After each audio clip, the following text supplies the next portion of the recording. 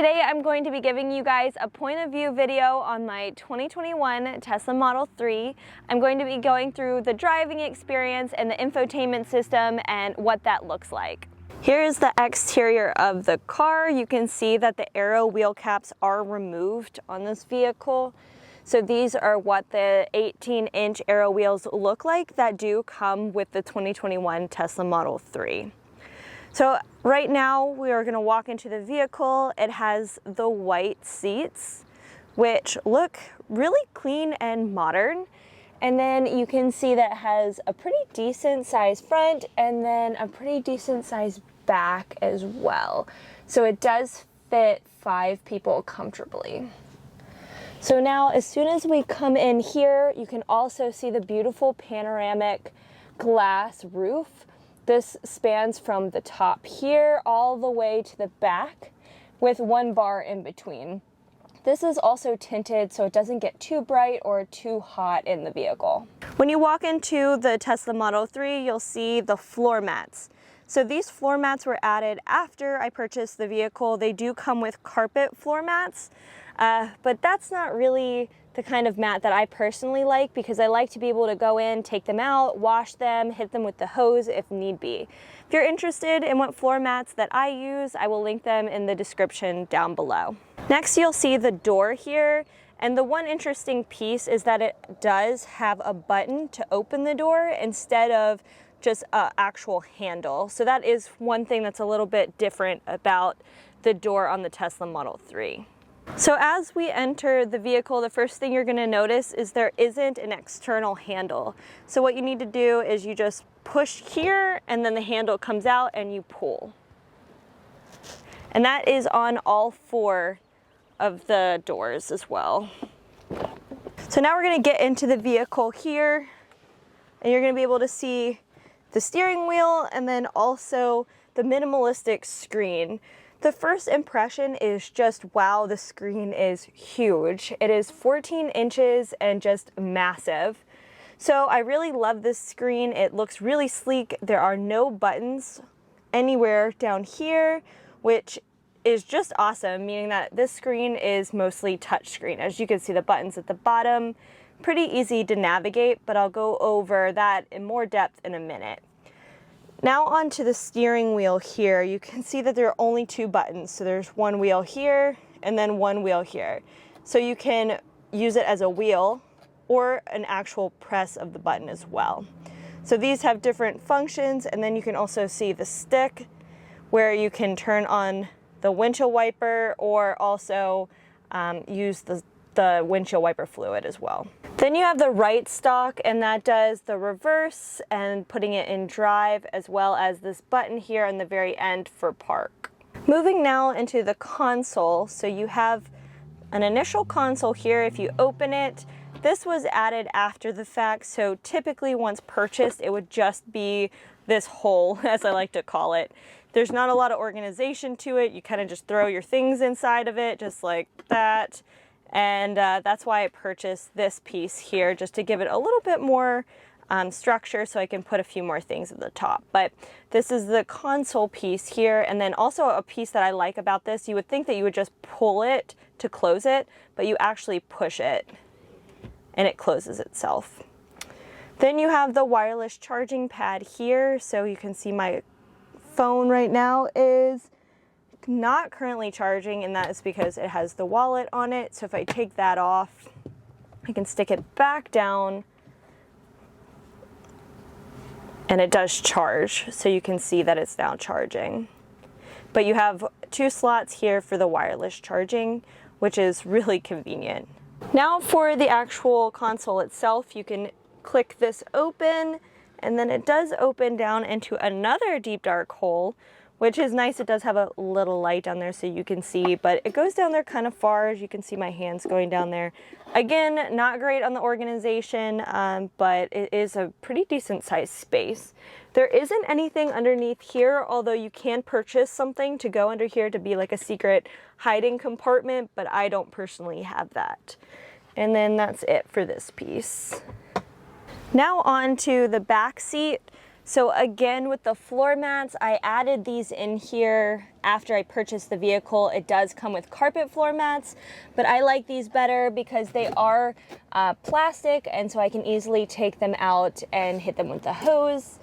And then you'll see that this car has 3 seats in the back, and then also the AC is back here. I like this one personally because it is manual, so you can move it itself, whereas the one in the front, you actually have to move on the touchscreen itself.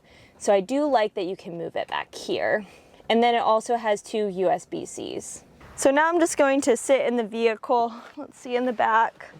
And there's a decent amount of space here. I don't have really long legs. I'm only 5'4", so not a great comparison, but you know, like I have enough space. If you have kids in the back or even adults, I mean, they'd sit here pretty comfortably.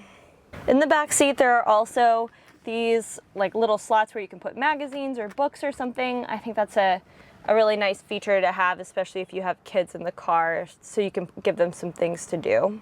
There are also cup holders in the middle, so if you pull this down here, then there are 2 cup holders as well. The roof from the back seat is pretty spectacular. You can see it here. It goes all the way until the very back. It's really beautiful and honestly just makes the car feel so much bigger than it is. If you're looking for more trunk space, you can also put the seats down, and so that it does open back into the trunk. You'll see that we have a ton of stuff in the back just for work, and also this awesome organizer in case we do ever go to Costco. The next thing to note is, although it is an EV, it does have a brake and accelerator. So it does have regenerative braking, but it is nice that it does have both pedals. Now on to the screen. So this screen is really big and beautiful, and it has some really awesome functions.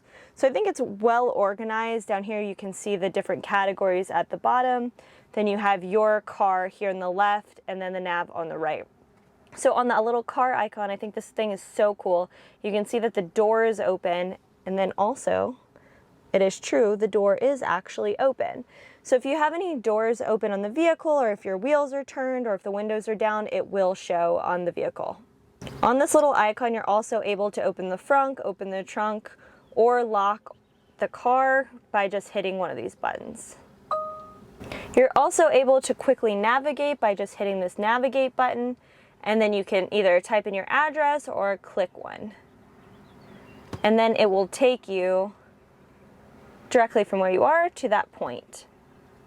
And then it also tells you how much battery it will take, and then also the round trip as well.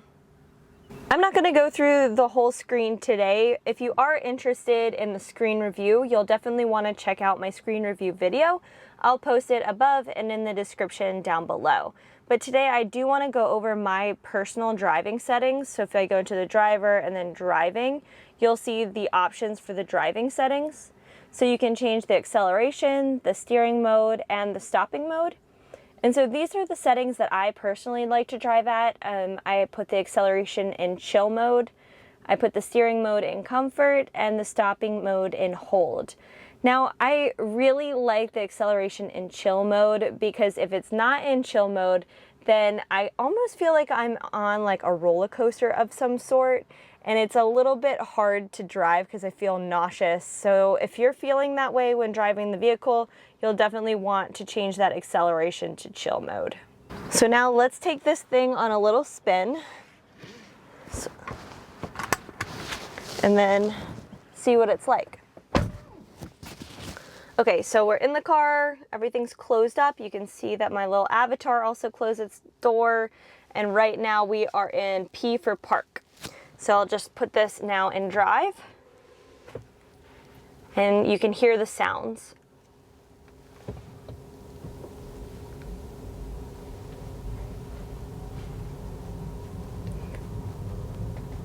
There definitely is a slight noise once accelerating.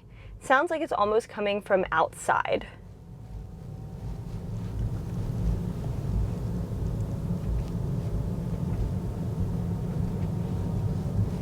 In 500 feet, turn right onto Hume Olive Road.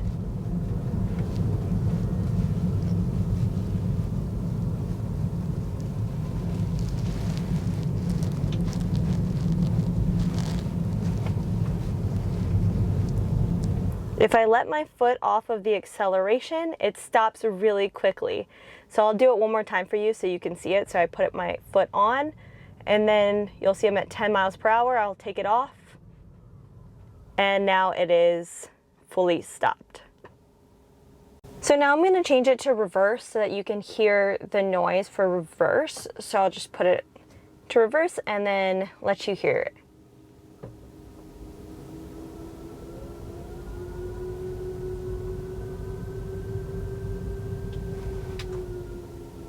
It almost has a spaceship kind of noise. Like it's not loud by any means, but I guess it sounds like it's coming from outside of the car, but I honestly tone it out now. I don't really notice it, but there definitely is a noise when starting and stopping. It does have really great pickup, but as we go around different turns and corners, the car definitely feels heavier. Since it is a battery-powered car, it is heavier than any of the gas-powered vehicles and is similar to more of like a truck type weight. Because of the double pane glass windows, it is really quiet and you don't really hear much noise at all coming from outside, which is really nice if you are on the highway. Another useful thing about Teslas are they do use voice commands. So one voice command that I use frequently are the windshield wipers. So I'll hit the button and say, turn on windshield wipers. And then they turn on, and then you don't have to mess around with the touch screen at all. And then I can also turn them off and hit the button and say, turn off windshield wipers. And then they also turn off. You can use voice commands to also control the climate or turn on your favorite song. As you're driving, you can also easily turn on music. So if I hit the music button here, you'll see that it pops up and gives me different options for how I want to listen to my music. So I can listen to the radio, I can use my phone, I can stream it, I can use Spotify. So if I hit Spotify here, you can see my playlist. I can easily click on it and then pick my favorite song. Another piece is as I'm driving, I obviously don't want too much attention to be taken off the screen itself. And what's nice here is it does give you a pretty large screen to look at all of your songs and easily move it with your finger.